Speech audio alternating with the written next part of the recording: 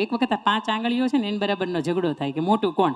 આ બહુ સમજવા જેવી વાત છે ને અહીંથી તમે જાઓ ને તો આ ઘરે આ એક વાતને લઈ જવા જેવી વાત. અંગૂઠો એવું કે હું મોટો, બાકીની આંગળીઓ એવું કે હું મોટી. કારણ આપો ભાઈ, કારણ આપો. મોટા છો ને એનું કારણ આપો તમે. એટલે ઘરની અંદર 5 વ્યક્તિને બોલવાનું થાય ને તો એ ઘરના કેન્દ્ર બિંદુ એટલે ઘરના આપણા વડીલો એની પાસે જાય ને એને જઈને પૂછે કે હવે તમે કહો કે સાચું કોણ ને ખોટું કોણ. 5 આંગળીઓને બરાબરનો ઝઘડો થયો ને એટલે 5 આંગળીઓના કેન્દ્ર બિંદુ એટલે વડીલ એટલે હથેળી, અને એની પાસે જઈને એવું કીધું કે હવે તમે કહો આમાં સાચું કોણ. એટલે વડીલે કીધું તમે એવું કહો છો કે અમે મોટા છીએ તો કારણ આપો ભાઈ. અંગૂઠાને પૂછે તમે મોટા છો ને કારણ આપો. હવે અંકિતાબેન નથી બોલતા, હવે અંગૂઠોને 5 આંગળીઓ બોલશે, 4 આંગળીઓ.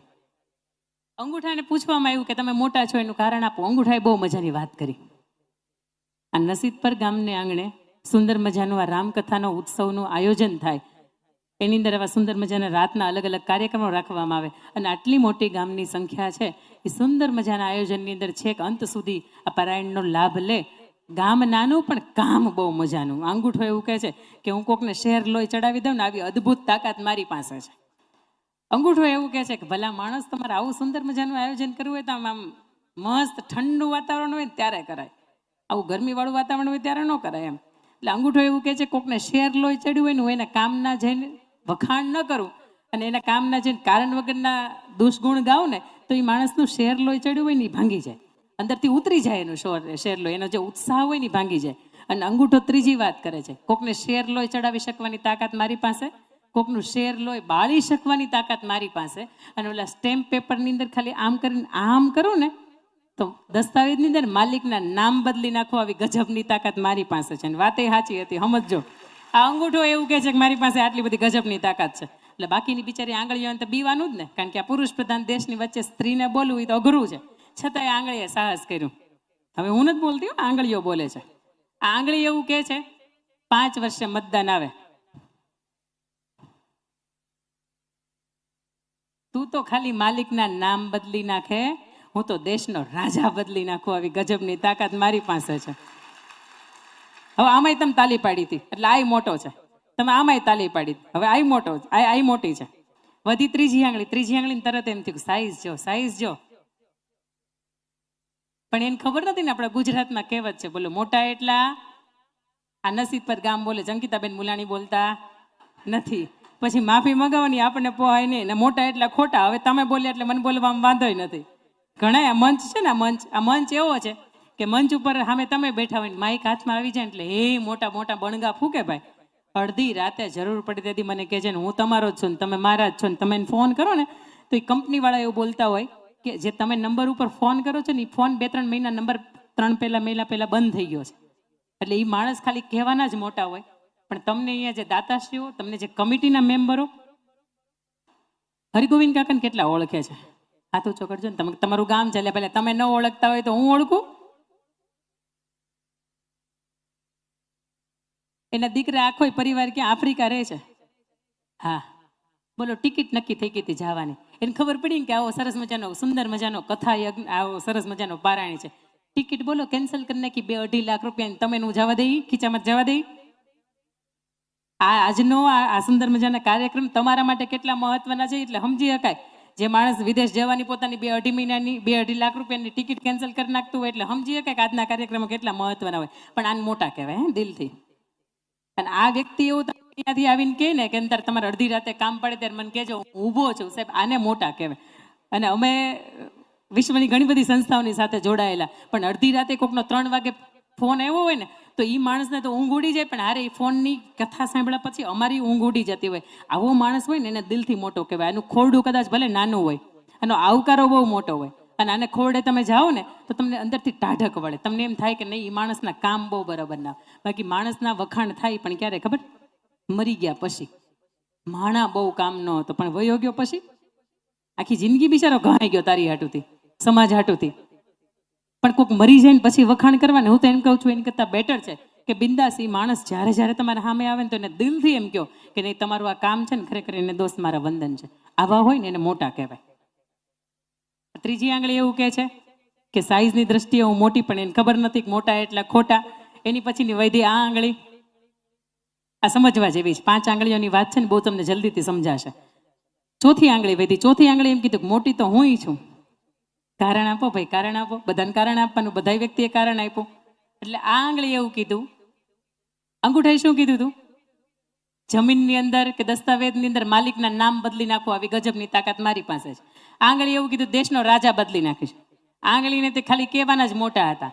એની પછી આ આંગળી એવું સુંદર મજાની વાત કરે છે કે દેશનો રાજા બદલાય, પણ જ્યાં સુધીની શપથવિધિ ન થાય, જ્યાં સુધીની તિલક વિધિ ન થાય, ત્યાં સુધીનું કામનો શુભારંભ થાય નહીં. એટલે તિલક કરું ને એ હું આંગળી છું, એટલે હું સૌથી મોટી કહેવાય.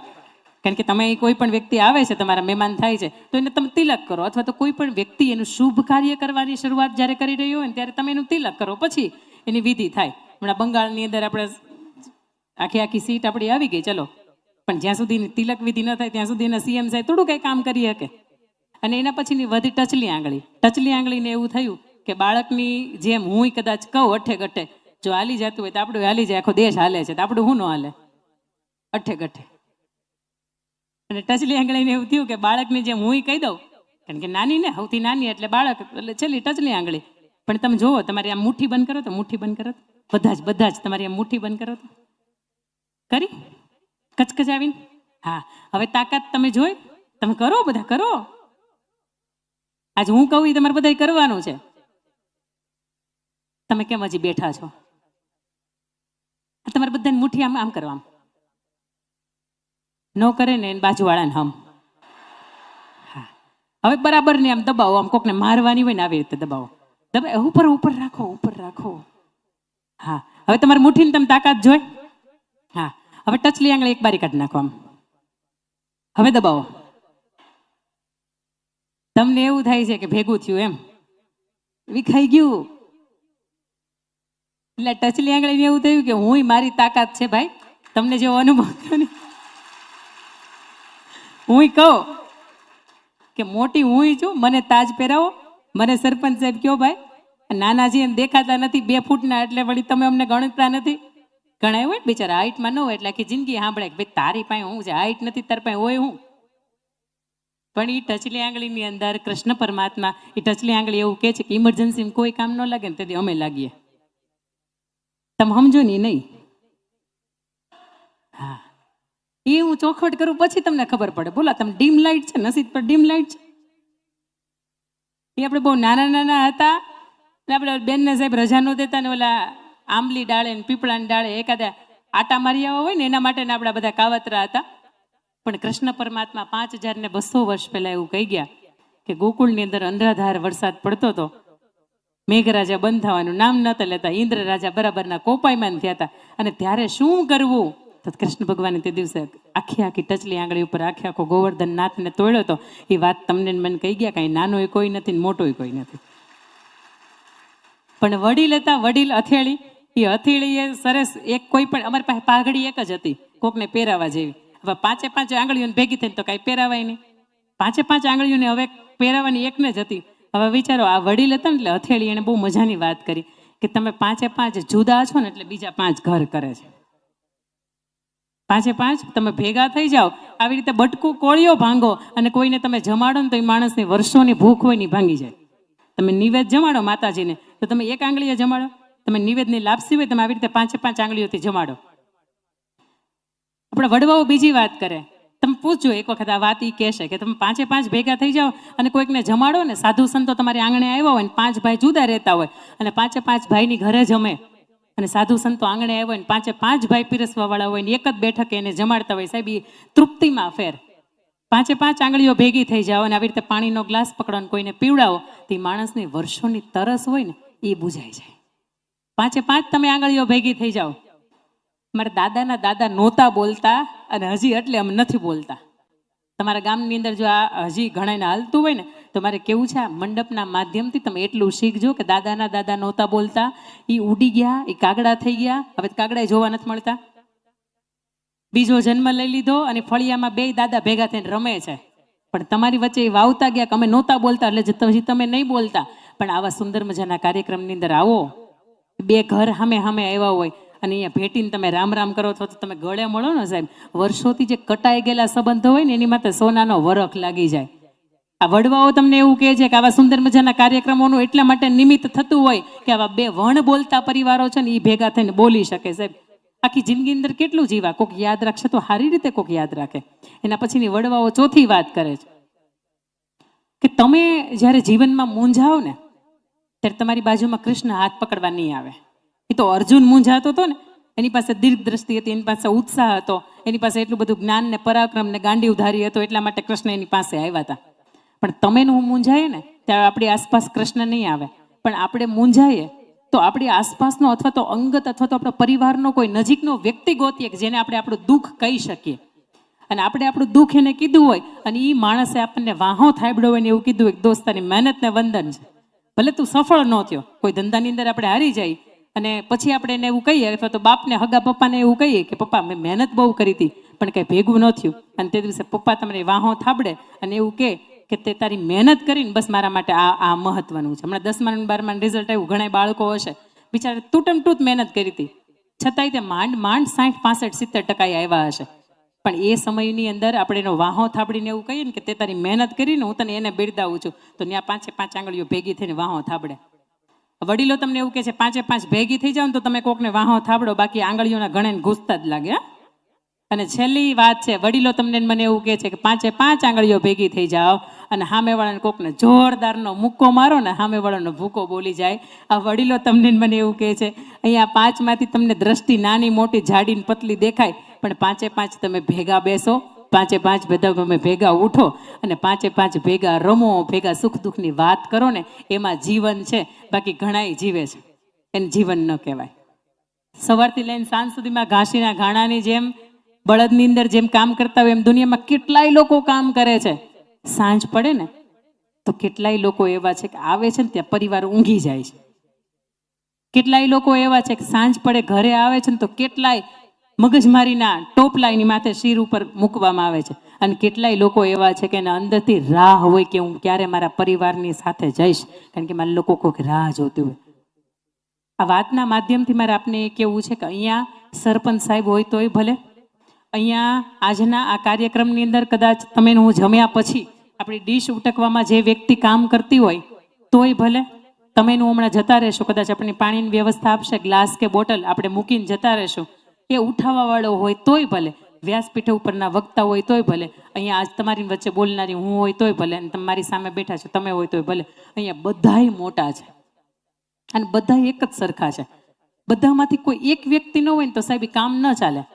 અને જ્યારે ઇન્દ્રપ્રસ્થને સુંદર મજાનું રોપ્યા પછી રાજા યુધિષ્ઠિર હતા, એમણે નક્કી કર્યું કે ભાઈ આપણે ચક્રવર્તી સમ્રાટ બનવું છે ને એના માટે અશ્વમેઘ યજ્ઞ કરવો છે. અશ્વમેઘ યજ્ઞ હમણાં તમારા જામનગરની અંદર થવાનો જ હતો, લ્યો. પણ ઘણાને કટતું હશે ને, આમાં સુંદર મજાના કાર્યક્રમો થાય, ઘણાને પેટમાં દુખાવો થાય. હું હમણાં ઘણી વખત આવી વાત થઈ ને ત્યારે મને તો ખુલ્લો મંચ હોય, કોઈ કહેવા વાળું ન હોય અને આપણી ઉપર કંઈ કેસ કબાડા ન થાય, ભાઈ આપણે સાચું જ કેવું હોય. એક ભાઈ હતા ને કે એને બહુ પેટમાં દુખતું હતું, એટલે એને ગામના ડૉક્ટરની પાસે ગયા, ગામની અંદર એક વૈદ હોય એમની પાસે ગયા. વૈદે 2-4 ફાંકીઓ આપી, 1-2 ટીકડીઓ આપી.